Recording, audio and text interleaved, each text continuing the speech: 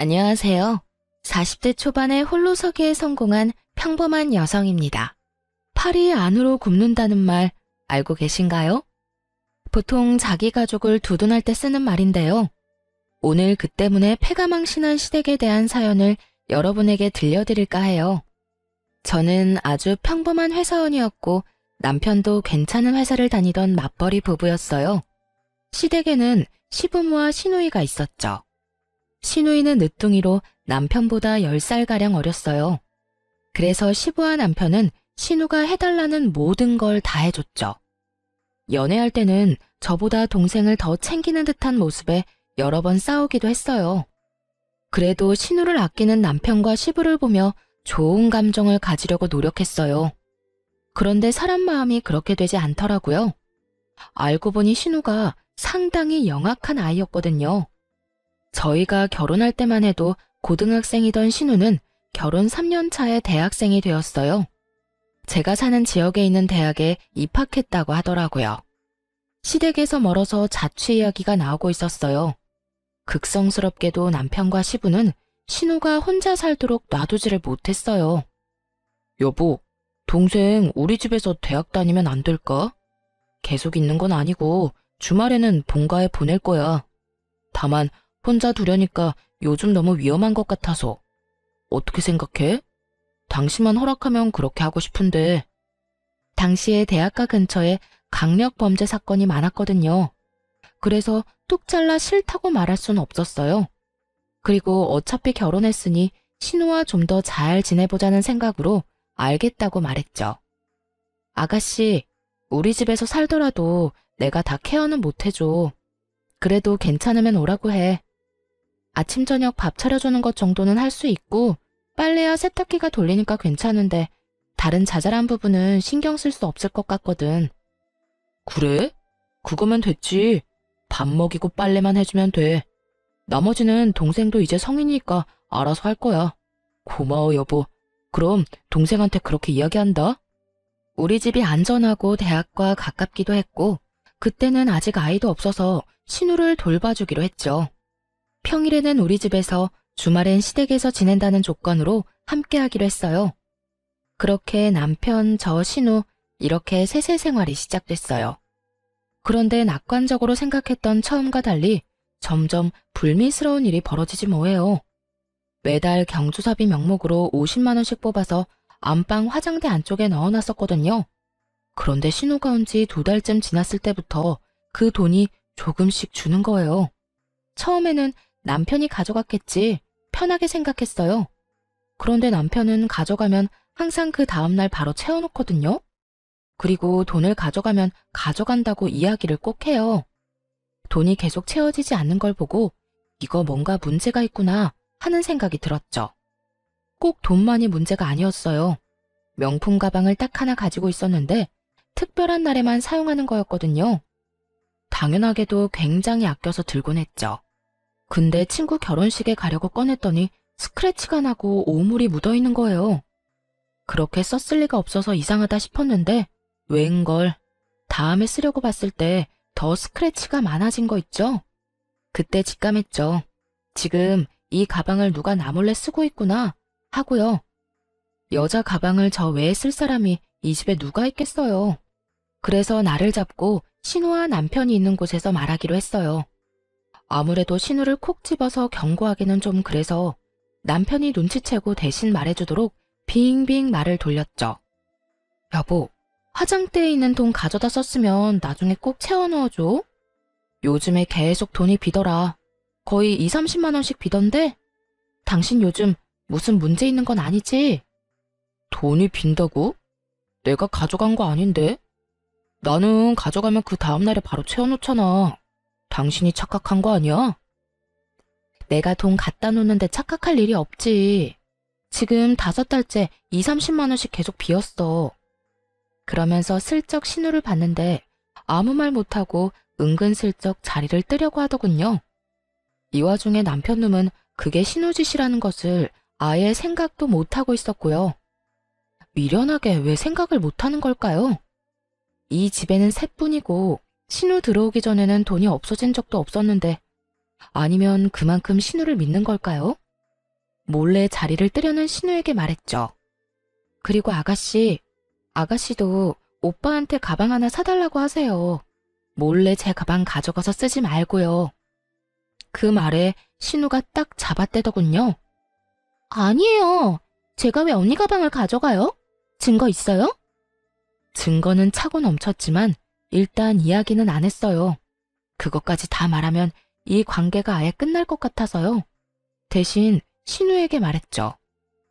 제가 모르는 영수증이 가방에서 나왔는데 그게 무슨 뜻이겠어요? 다른 사람이 썼다는 거잖아요. 마땅한 증거가 없다고 생각했는지 신우가 당당하게 대꾸하더군요. 그랬다고 제가 가져갔다고 확신하는 건 뭐예요? 저 의심하고 있는 것 자체가 진짜 열받거든요? 당신 지금 뭐 하는 거야? 왜 애를 잡아? 내 동생이 그랬다는 증거도 없으면서 왜 그런 식으로 말을 해? 증거가 왜 없어? 그럼 누군가가 몰래 가방을 썼는데 네가 썼어? 여기 영수증의 화장품 가게 네가 간 거야? 당신이 예전에 쓴 거겠지. 최근 날짜거든? 당신도 알잖아. 내가 그 가방 특별한 날에만 드는 거. 아님 진짜 네가 가져갔던 거야? 너 바람 피우니? 어떤 여자한테 화장품 사줬는데? 본인이 궁지에 몰리자 남편이 그러더군요. 그래, 얘가 좀 썼다고 쳐. 그래도 훔쳐간 것도 아니고 다시 가져왔잖아. 예쁜 가방 들고 싶어서 애가 좀 쓸 수도 있지. 당신이 가져가지 말라고 한 것도 아니잖아. 지금 그걸 말이라고 해? 남의 물건에 손대는 건 엄연히 나쁜 짓이야. 그리고 당신이 왜 화내는 건데? 앞으로 그러지 말라 하고 끝내면 될 일을 왜 나한테 책임 전가를 하냐고. 그럼 네가 소중히 여기는 시계 내가 멋대로 쓰고 다 부순 다음 가져와도 돼? 그래도 내 탓 안 할 수 있냐고. 말이 되는 소리를 해야지.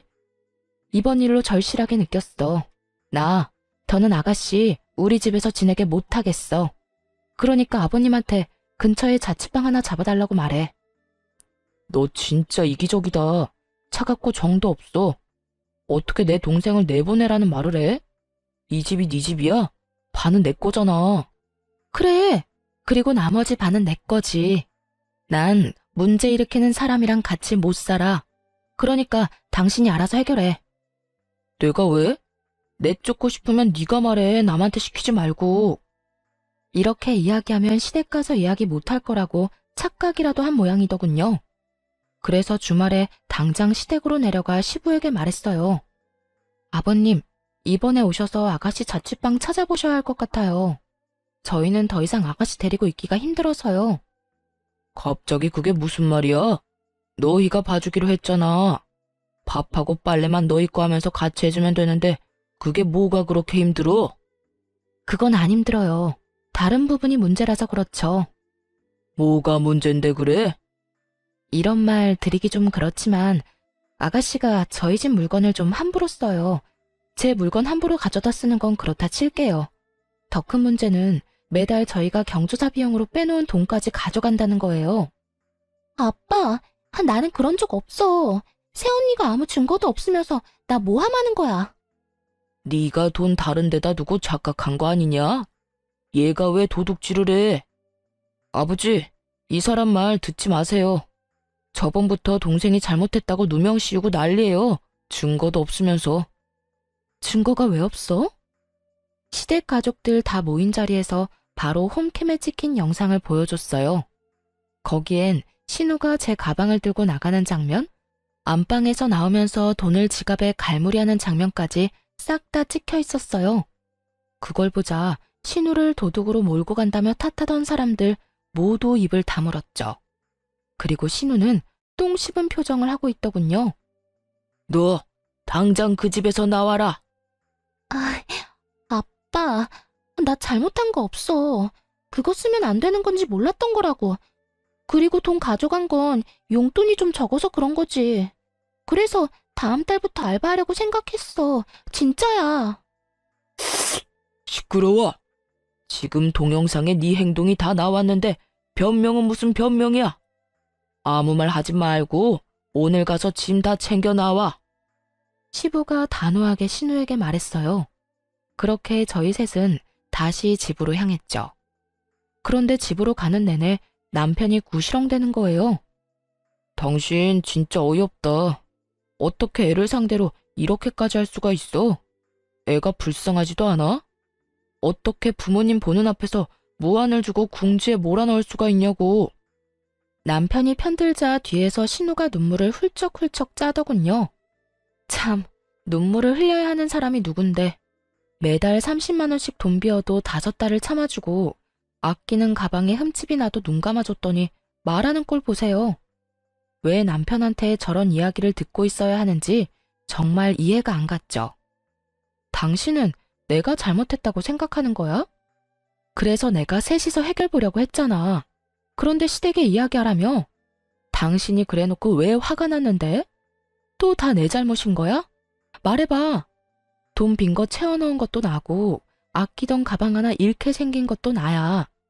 이 집에서 제일 잃은 게 많은 사람은 난데 왜 화를 내면 안 돼? 그리고 잘못을 했으면 잘못했다고 인정을 해야지. 그럼 깔끔하게 끝날 일이잖아. 그걸 못해서 가족들 앞에서 창피를 당한 게 어디 내 탓인가? 당신이며 시부모님이며 애를 오냐오냐 키우니 이러지. 애가 무슨 짓을 해도 혼 안 날 거라 믿고 저렇게 나쁜 짓을 하잖아. 잘못된 걸 알려주지 않고 두둔만 하는 당신이랑 아버님이 제일 잘못됐다고 봐. 분명히 나중에 문제될 거 뻔한데 당신 가족들만 모르잖아. 당신이 그렇게 잘났어? 남 잘못한 거 콕콕 집어주면서 무한하게 만드는 건 잘하는 일이야. 동생한테 잘 이야기해서 해결할 수도 있는 일을 왜 이렇게 크게 버리는 거야. 그리고 돈은 이제 현금으로 놔두지 마. 돈이 보이니까 애한테 가져가고 싶은 마음이 생기는 거잖아. 넌 불안한 마음도 안 들어? 네 동생한테 그 정도 자제력도 없다는 거야. 눈에 보이는 돈 갖고 싶다고 가져가면 직장에서는 어떨 것 같아? 잘 좀 생각해라. 진짜로 네가 네 동생 앞날 생각하면 따끔하게 야단쳐야 하는 거야. 지금 나한테 이럴 게 아니라. 그저 동생 감싸기에 급급한 남편놈과 저를 째려보는 신우. 답도 없는 두 명 때문에 한숨만 푹푹 쉬어댔어요. 돈 욕심도 많은데 반성은 전혀 하지 않는 신우의 미래가 뻔히 보였으니까요. 가족들이 저 모양이니 고칠 수 있는 기회도 없을 테고요. 신우와 가깝게 지내야겠다는 생각은 버리기로 했어요. 마침 그 생각에 신우가 확신을 주더군요. 집에서 짐을 챙겨 나간 뒤부터 장문의 문자를 보내기 시작했거든요. 언니가 무슨 자격으로 나를 내쫓아요? 거기는 우리 오빠 집이에요. 나는 함정에 당한 거라고요. 왜 카메라를 달아놓고 이야기 안 했어요? 나 골탕 먹이려고 그런 거죠? 그게 있다고 들었으면 그런 식으로 돈 빌려가려고는 안 했을 거예요. 이런 식의 어이없는 말들이었죠. 당연히 그 뒤에는 제 욕도 덧붙여져 있었고요. 새언니라고 부르기도 역겨워서 이제는 아줌마라고 부를게요. 아줌마, 저 아줌마 절대로 용서 못해요. 우리 오빠랑 헤어지도록 만들 거예요. 그리고 이런 식으로 신우 골탕 먹이는 거 아줌마네 엄마도 알아요? 나중에 아줌마도 나처럼 가족들 앞에서 죽을 만큼 부끄럽게 될 줄 알아요. 하긴 아줌마네 가족도 똑같이 뻔뻔하겠지. 안 그래요? 오빠는 왜 이런 사람이랑 결혼했는지 몰라? 2번 다시 내 앞에 얼굴 보이지 마세요.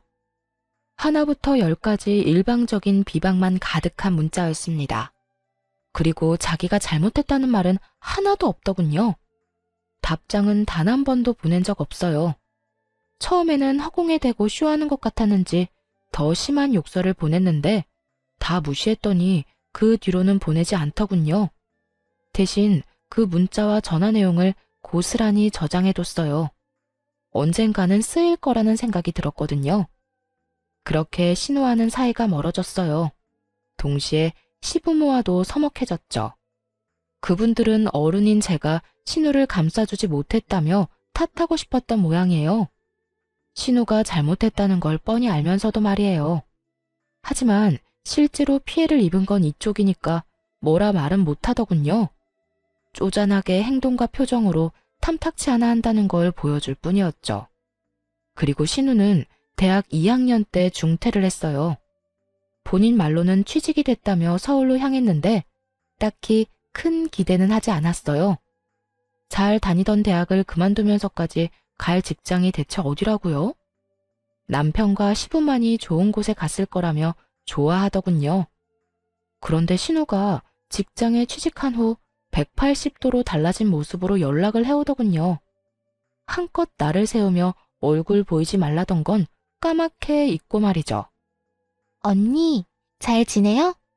요즘 많이 바쁘죠? 제가 취직한 건 알고 있죠? 사실은 오빠한테도 곧 말할 건데 투자와 관련된 회사에 취직을 했어요. 그래서 짜투리 돈이라도 있으면 저희 쪽으로 투자하라고 연락한 거예요. 수익 진짜 확실하고요. 가족이니까 더 잘해줄 자신 있어요. 딱 들으니 의심스러운 말투였지만 웃으며 이야기했죠. 아가씨, 그런 돈이 있으면 이렇게 힘들게 살겠어요?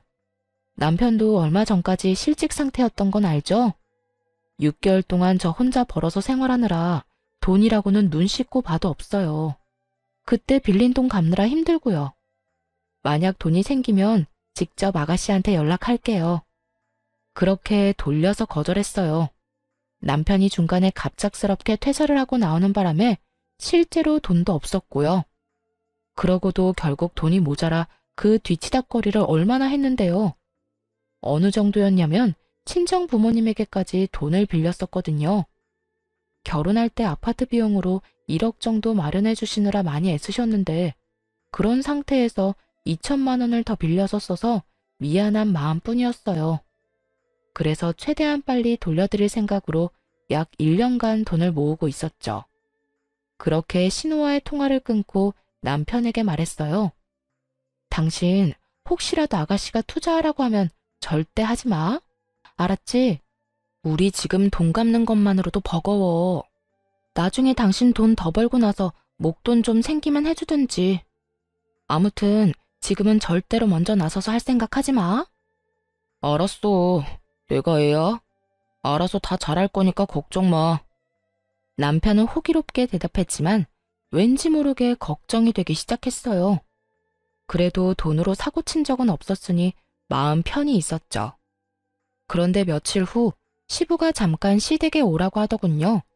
할 말이 있다고 말이죠. 무슨 일일까 하면서 갔더니 정말 어이없는 말을 꺼냈어요. 막내가 일하러 서울로 갔는데 자취를 해야 한다고 하네. 전세보증금 좀 빌려달라는데 우리도 돈이 별로 없어.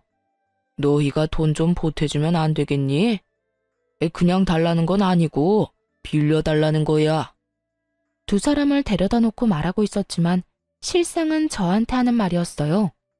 남편이었다면 말할 것도 없이 무조건 빌려줬을 테니까요. 그래서 딱 잘라 거절했죠. 아버님, 죄송한데 안 될 것 같아요. 결혼 후에 남편이 실직하고 힘들 때 친정에서 돈을 좀 빌렸었거든요.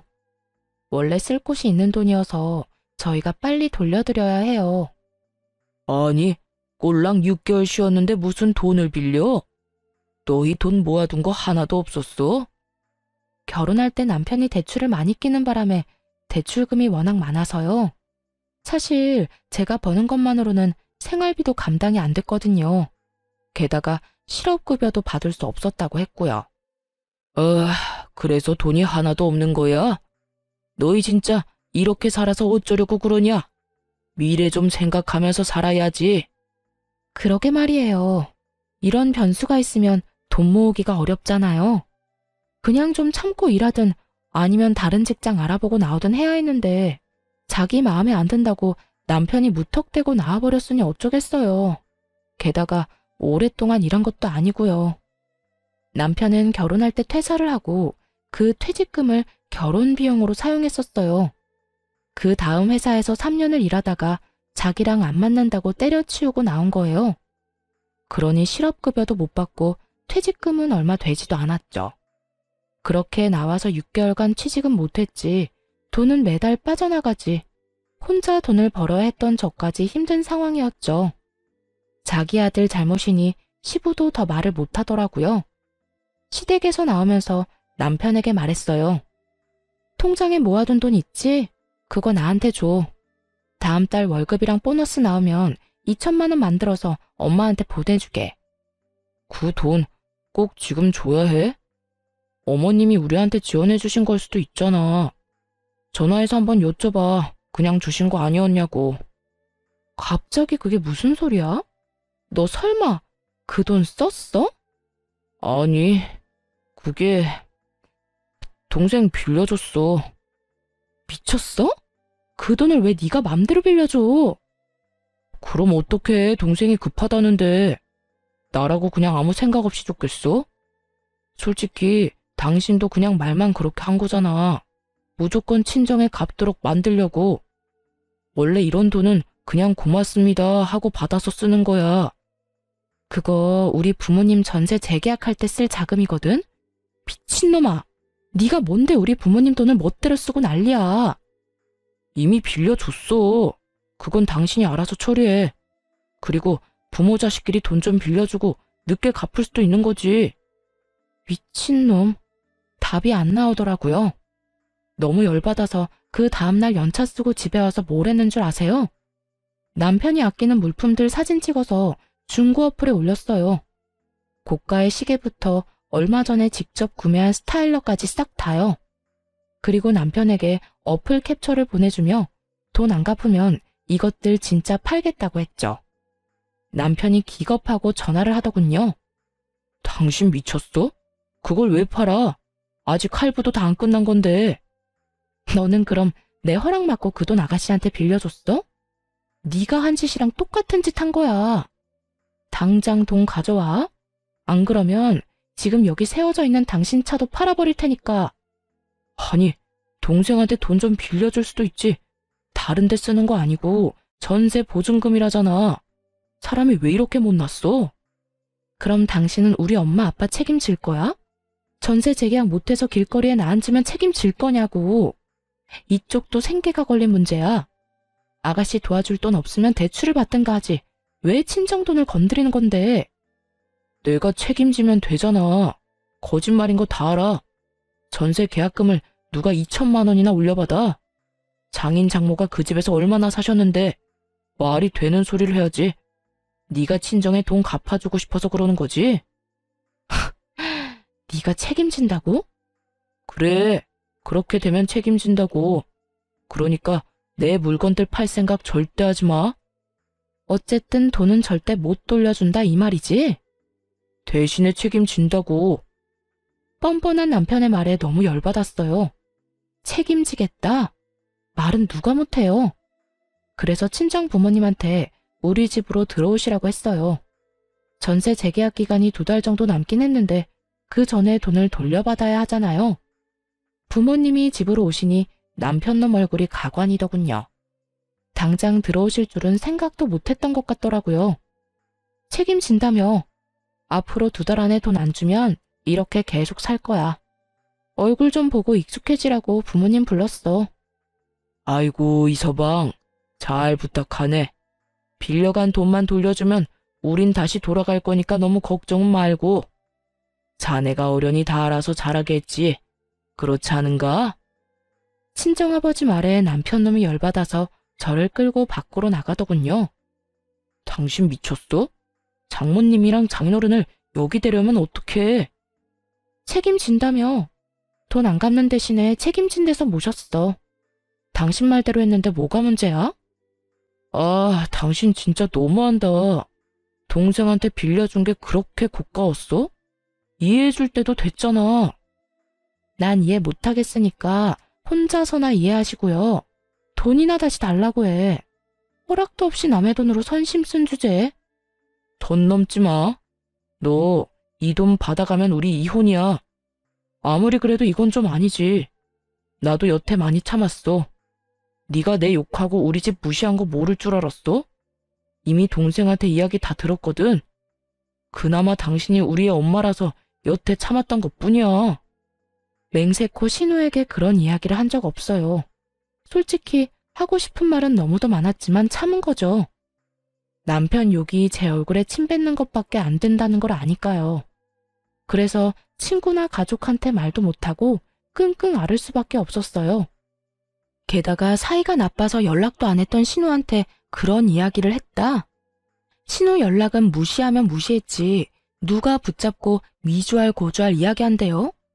그러고 싶은 마음조차 없었는데 이런 말을 들었다 하니 참 웃긴 일이었죠. 신우가 없는 말 만들어가며 이간질 시킨 게 분명해 보였어요. 한창 욕이 가득한 문자 보내던 때 이혼시키겠다고 으름장을 놓았었잖아요. 그런데 그게 오해라고 남편 놈을 설득시키고 싶은 마음이 없어졌어요. 오히려 제 쪽에서 이혼 이야기를 꺼내고 싶었거든요. 이렇게 살다간 진짜 화병으로 죽는 게 아닐까 하는 생각이 들었으니까요. 그래? 그럼 증거 가져와. 나도 증거 모아서 이혼 소송할 테니까 어디까지 가나 한번 해보자고. 그러자 남편이 입술을 깨물며 눈을 질끈 감더군요. 자기는 진심이 아니고 홧김에 그냥 한 말이었다는 양 말이죠. 진짜 이혼하겠다고? 미쳤어? 와, 이젠 부정도 안 한다 이거지? 알았어. 소송하자면 누가 무서워할 줄 알고? 그렇게 치열한 이혼 소송에 들어갔어요. 정말 피말리고 힘든 시간들이었어요.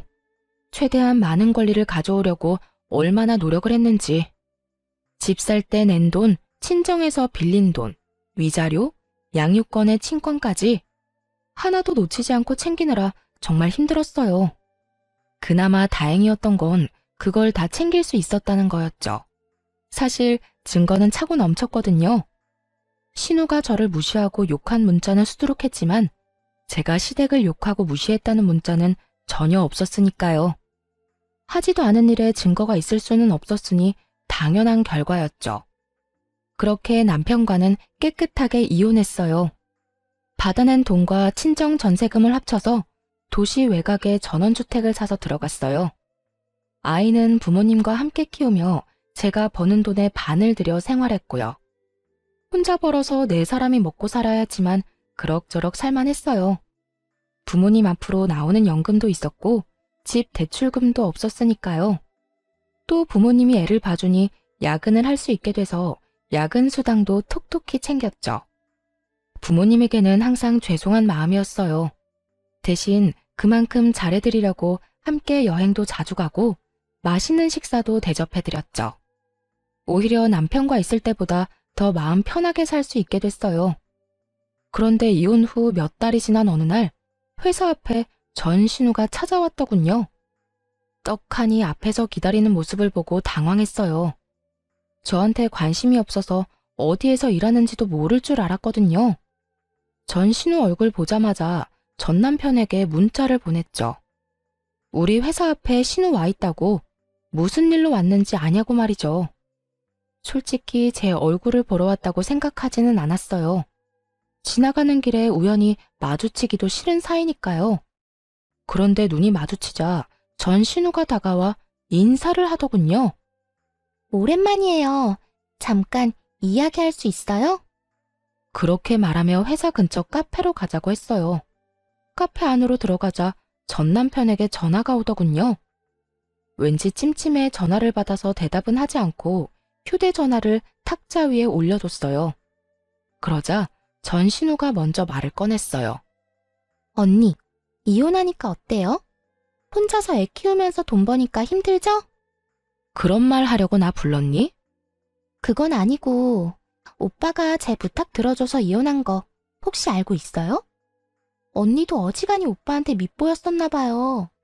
언니가 오빠랑 부모님 욕했다고 몇 마디 하니까 금방 화내면서 넘어오던데. 오빠도 평소에 얼마나 대접 못 받았으면 홀라당 넘어가서 이혼하자고 했나 싶네요. 사실 제가 한마디만 더 하면 오빠 마음 다시 바꿀 수 있어요. 저 때문에 이혼까지 바로 한 거잖아요. 아무리 봐도 지금 언니 힘들게 지내는 것 같은데 오빠랑 다시 잘해보고 싶으면 나한테 돈 좀 줘요. 그럼 우리 오빠랑 재회하도록 해줄게요. 그때 그 일이 오해였다고 하면 오빠도 마음 돌리지 않겠어요? 그 이야기 듣는데 헛웃음이 다 나오더군요. 뭐? 오빠랑 다시 살게 해줘? 맞아. 우리가 이혼한 건 너 때문이긴 하지. 근데 네가 한마디 했다고 헤어진 건 아니야. 네가 우리 사이 이간질하는 거짓말했을 때도 이미 알고 있었어. 오해라고 말할 수 있었는데 안 했다고. 이혼은 내가 더 하고 싶었거든. 그리고 내 안에 네 오빠에 대한 마음 같은 건 이제 하나도 없거든. 진짜 새끼 손톱만큼도 남은 게 없어. 나한테 와서 이렇게까지 말할 정도면 너도 어지간히 돈이 급하긴 했구나. 근데 어쩌지? 돈 빌려줄 생각 전혀 없어. 그러니까 구걸하고 싶으면 다른 데서 해. 그렇게 말하자 전신우가 눈에 불을 켜고 달려들더군요. 구걸? 내가 왜 구걸을 해요? 나는 단지 언니랑 오빠를 다시 이어주고 수고비로 좀 받으려고 한 것뿐인데. 누가 이어지고 싶댔니? 그리고 너 아직도 무슨 투자회사라는 곳에서 일해? 그때 엄청 좋은 데로 가지 않았어? 네 말대로 투자해서 돈 많이 벌었을 텐데 이건 무슨 상황이야? 할 일도 없이 이혼한 오빠 전처 찾아와서 어이없는 말이나 하고 뭐 하는 거냐고. 그건 언니가 상관할 일이 아니죠. 지금 나보다 언니가 더 급한 거 아니에요? 내가 얼마나 돈 많이 버는지는 알아요? 아무것도 모르면서 입 놀리지 마요. 그래. 그런데 나한테까지 와서 돈 달라고 하는 거 보니까 다 알겠네. 어디 또 무슨 이상한 다단계 회사에 걸렸겠지.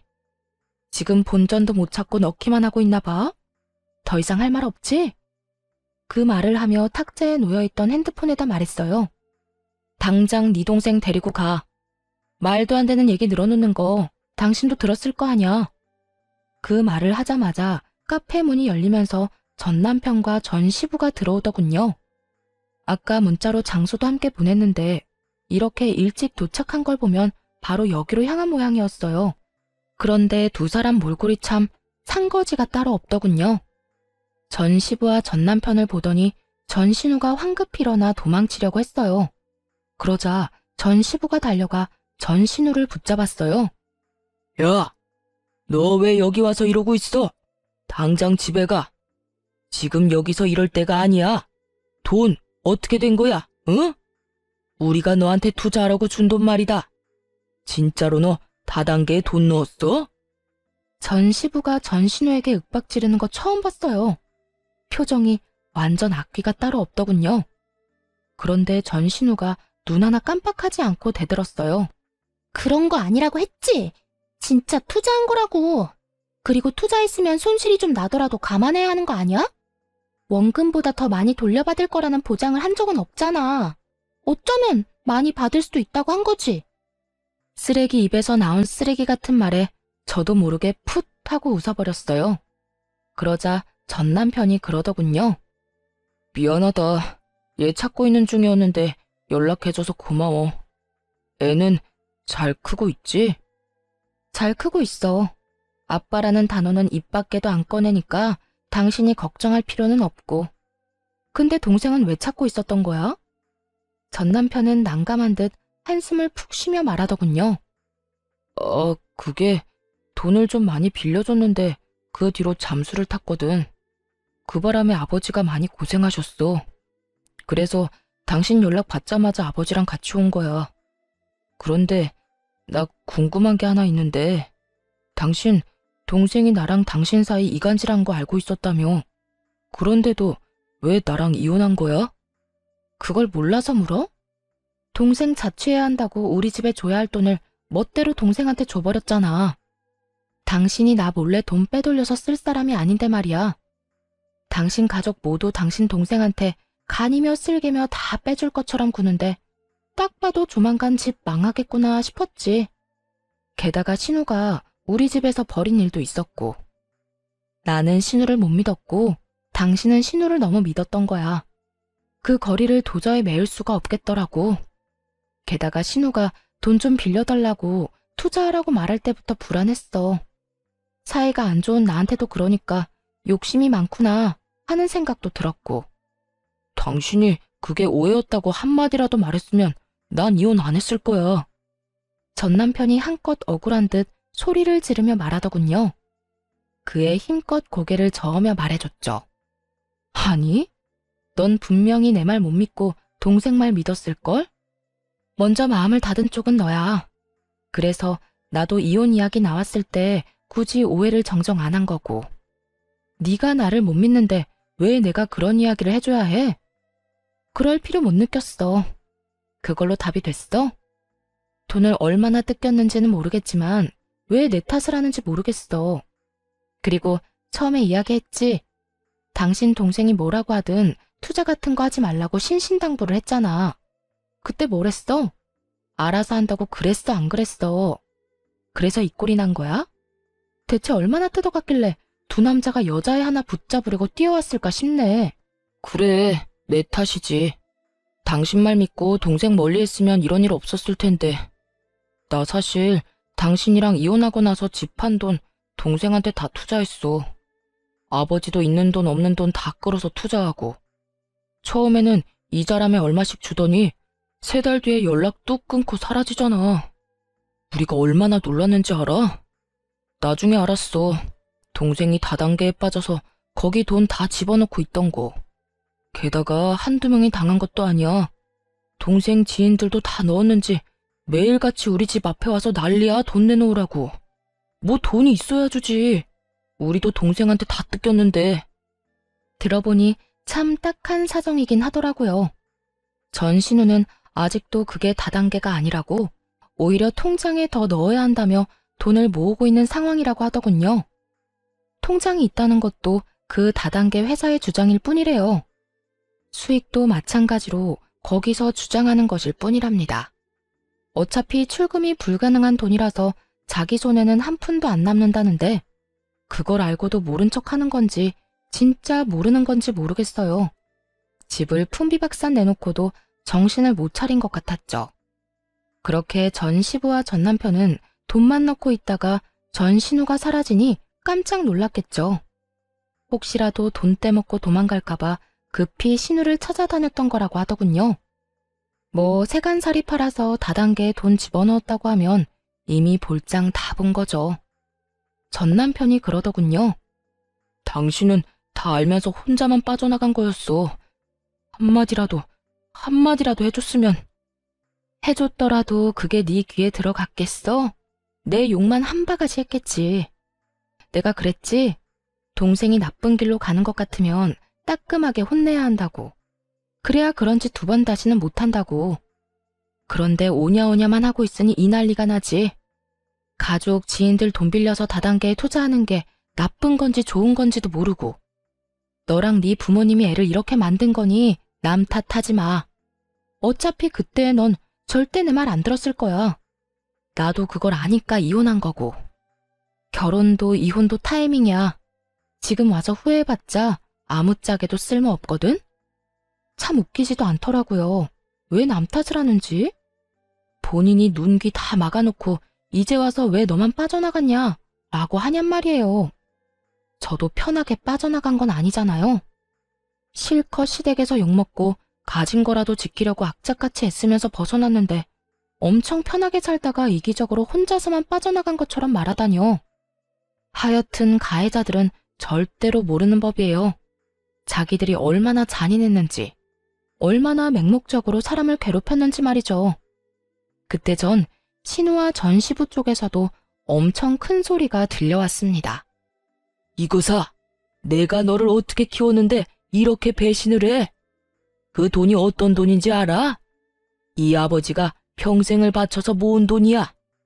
그걸 홀라당 다단계에 다 갖다 바치면 어떻게 해? 이제 나한테, 아니, 너한테도 남은 거 없어. 왜 남은 게 없어? 지금 당장 출금 안 되는 것 뿐이라니까. 그리고 이미 넣은 돈으로 이렇게 호들갑 좀 떨지 마.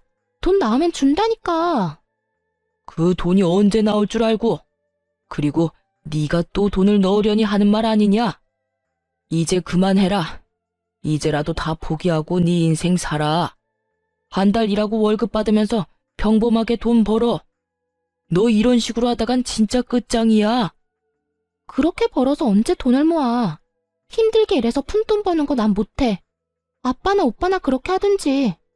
쉬운 방법이 있는데 왜 어려운 길로 가? 그리고 나 돈 많다고.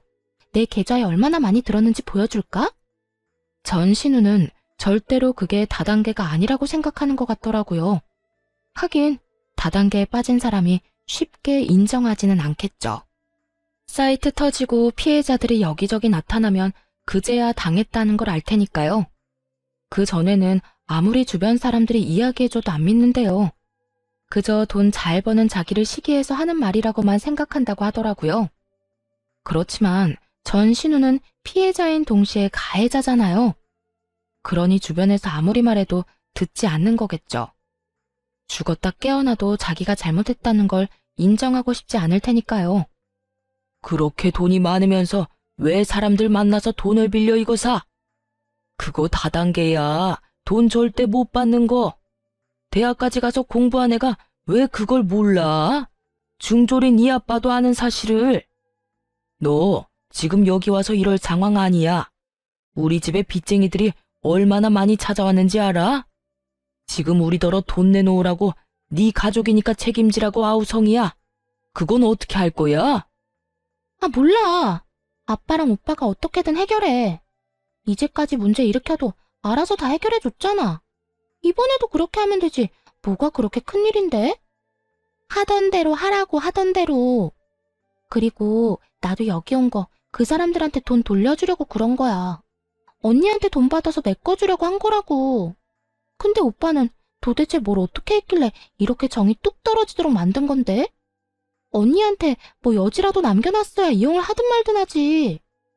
우와, 지켜보는데 머리가 다 아프더라고요. 쓰레기도 이런 쓰레기가 없었죠. 민폐갑, 진상 대마왕, 이런 단어들이 절로 생각날 만큼 전신우의 행동은 민폐와 진상 그 자체였어요. 게다가 제 돈으로 빚쟁이들 돈 메워주려고 했다니요. 그 빌어먹을 발상은 어디서 나오는 건지, 그리고 전 남편과 이간질하려고 그렇게 애썼으면서 도리어 지금은 자기 오빠에게 왜 여지를 남겨두지 않았냐는 소리까지 하더군요. 필터 없이 더러운 생각을 입 밖으로 내는 전신우를 보며 전 남편에게 말했죠. 참 잘 키웠다, 잘 키웠어. 만족하지? 너랑 네 부모님이 애 저렇게 만든 거야. 여동생이 싼 똥 열심히 치워봐. 직접 그런 미래를 만들었으니까. 너랑 이혼해서 정말로 마음이 놓인다. 안 했으면 어쩔 뻔했어? 이런 꼴을 나한테 보이면서 내 탓을 해? 너 양심은 있어? 내가 볼 때 저 정도면 병이야. 정신병원 입원이라도 알아봐야 하는 거 아니야? 하긴 말 안 해도 네가 잘 알아서 하겠지. 난 상관없는 사람인데 신경 쓸 필요는 없지. 전 남편은 쪽팔린 듯 고개를 숙이고 손바닥으로 연신 마른 세수만 하고 있더군요. 그런 아수라장을 두고 밖으로 나가며 전 남편과 전 신우에게 경고했어요. 이런 식으로 한 번만 더 찾아오면 만나주지 않고 경찰에 신고부터 할 거야. 그러니까 앞으로 연락하지 마. 이런 쓸데없는 데 시간 뺏기고 싶지 않거든. 지지고 볶고 싸우고 싶으면 가족들끼리 알아서 하라고.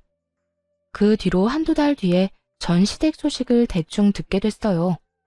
전 신우는 제 말대로 정신병원 상담하고 입원하게 됐다고 하더군요.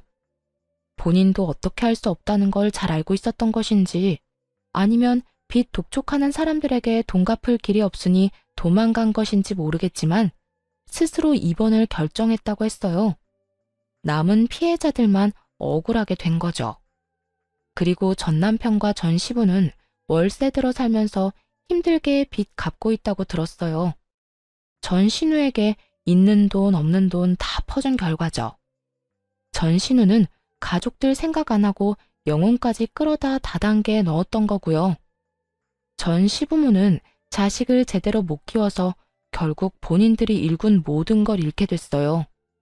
전 남편도 동생이 옆에서 소곤거리니까 확인도 안 하고 이혼했으니 졸지에 돌싱남의 거지남이 되었고요. 이거 보세요. 문제가 생기면 다른 사람들이 어떻게든 책임져주고 오냐오냐 해주는 통에 신우는 다단계라는 위험한 길을 고르는 최악의 선택을 했죠. 잠깐은 좋았겠지만 그 결과는 어땠나요? 결국에는 빚만 잔뜩 지고 사람들에게 쫓기기나 하는 인생이 되었잖아요. 내 가족이 소중한 건 너무나 당연하지만 그럴수록 지켜야 할 성과 예의를 잘 가르치는 게 중요하다고 생각해요. 이렇게 팔이 안으로 굽다가 결국은 패가망신하게 된 사람들도 있잖아요. 옆에서 아무리 말려도 듣지 않는다면 혼자서라도 빠져나오세요. 그게 제일 현명한 방법일 테니까요. 만약 여전히 결혼 생활을 유지하고 있었다면 저런 꼴을 직접 당했겠죠? 상상만으로도 눈앞이 캄캄할 정도예요. 그래서 요즘 아이에게 스스로의 행동에 대해 책임지는 법을 가르쳐주고 있어요. 스스로 책임지지 않으면 불이익과 제재를 받는다는 걸 알려주는 거죠. 엄마가 모든 것을 대신해 줄 수 없다고도 말해주고요. 그래야 최소한 다른 사람에게 피해는 주지 않은 어른으로 자라날 수 있을 테니까요. 글을 쓰다 보니 길어졌네요.